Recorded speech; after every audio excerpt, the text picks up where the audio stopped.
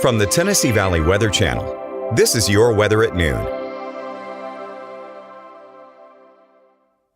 Hey folks, good afternoon. Thank you for joining me for your March 30th edition of your live weather at noon. We're swinging around right now, taking a look at conditions across the area right now and what we can expect over the next 12 to 24 hours and of course the next 7 days. So we'll start with here in Florence right now. Do have a little bit of sun breaking through, but most of us are kind of overcast right now. Good sleeping weather, much like this time yesterday.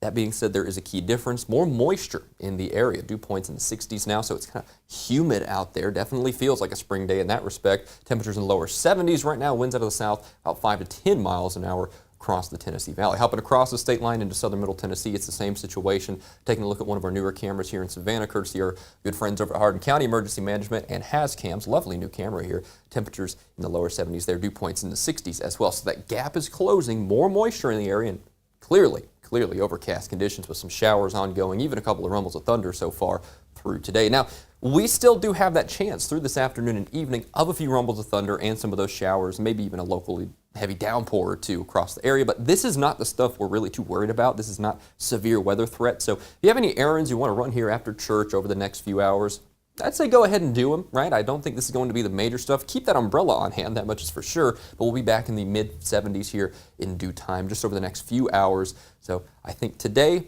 you're all right.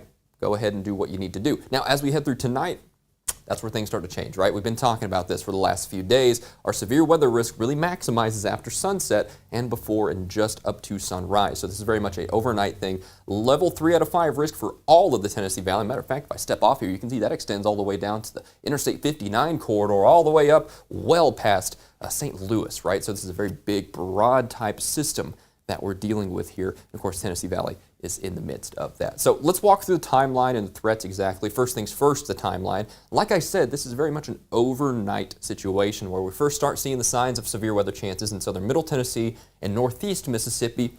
I'll call it about 11 to midnight, maybe up to 2 a.m. So, midnight to 2, give or take a couple of hours there. Very much a late start for this. Then as we head into the core of our viewing areas, so through Lawrenceburg Metro up to Murray County, Columbia, and the Shoals Metro, we're going to be talking about 1 to 4 a.m., so after midnight there, before sunrise. Then as we head out towards the I-65 corridor, Wheeler Lake in North Alabama, that's going to be about 3, 4, 5, 6 in the morning there just before sunrise. Now, we'll still have rain ongoing around sunrise across the area, but I think the strongest storms will have been out of here, probably moving out towards the foothills of the Appalachians by then. So, what are the main threats? Well, the main threat is damaging winds. This is going to be a line of storms, although it could be kind of a more broken line. We'll discuss that in more detail later on.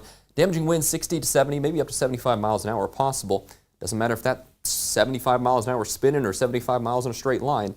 It's still 75 miles an hour, so that is definitely a cause for concern for those trees falling on lines, things like that. So we'll need to watch that very carefully. And a few tornadoes spinning in the line could be possible as well. So we'll watch that very, very carefully indeed. Hail, up to isolated half-dollar size chances are there, but I think the highest hail chances are off to our north and west. I don't think that's going to be over us, although we have seen some pretty good hail systems over the last few weeks, over the last month or so, so we're definitely no stranger to that. And then as for flooding is concerned, heavy downpours could of course cause street flooding rather, but we really don't think that's one of the main threats, right? I still think we're going to have some puddling on the water, on the roads in those lower levels as we're heading into work Monday morning, so we do want to be kind of on the lookout for hydroplaning risks, but that's not the main thing. The main thing is that elevated risk, the level 3 out of 5 risk for damaging winds, 60, 70, maybe even up to 75 miles an hour, and a few tornadoes being possible within that line. And of course, this being so late, right? Remember, like I was saying, through midnight to 6 a.m.,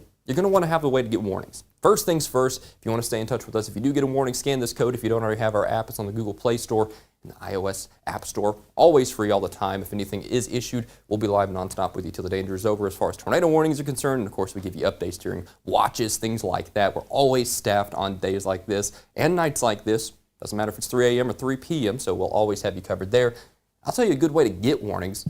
NOAA weather radios. You know me, I like to swear by these things, kind of literally, because they can wake a dead man from his grave. Midland is a good company for those. They're not too expensive at the store by any stretch of the imagination. You can look up a YouTube tutorial how to program them, and you're done in 5 minutes, and those things last 6 months, maybe even longer if you just replace the batteries. I mean, those are fantastic resources there that could just save your life if you happen to get a warning issued that you need to know about. Also, on your cell device, you don't want to turn those warnings off. I know a lot of us say, oh, they're nuisances, we don't want to hear about those, but they're there for a reason, and especially during severe weather, you definitely want to have those on. So especially for nocturnal events like this, I think that's your best bet, is keeping that on, not necessarily turning your notifications off and having that loud way to get warning. So that's what we've got here through tonight and into tomorrow morning. Stay with us, we'll keep you updated. And we stay in an active pattern over the next 7 days as we head through, I would say, tomorrow and Tuesday. That's kind of the driest portion of the week. Pretty good days, all things considered, a little cooler, but otherwise fine. But by the midweek and end of the week, we're staying active. Chance of thunderstorms kind of scattered and isolated throughout the area. Not necessarily one particular day looks like a washout here in the second half of the week, but still the chance is there. Give us a day or so and we'll get a little more specific as to the magnitude and timing of these threats. We do want to keep an eye on that. But first, of course, we got to get through tonight and into tomorrow morning. And again, it's a level 3 out of 5 risk. We'll keep a very close eye on it. Damaging winds 60 to 70 miles an hour, and a few spin-up tornadoes in that line are possible. But don't worry too much about it. Don't let the storm anxiety get to you. You can just stick with us, and we'll get through tonight without a hitch. Thanks for joining me here for this live update, folks. Of course, I'll be back with you at 6 and 9 for your regularly scheduled live updates, and as needed through tonight with Fred and Taylor in the Tennessee Valley Weather Center and into tomorrow morning. So don't you worry about it. We'll keep you updated. You're watching the Tennessee Valley Weather Channel.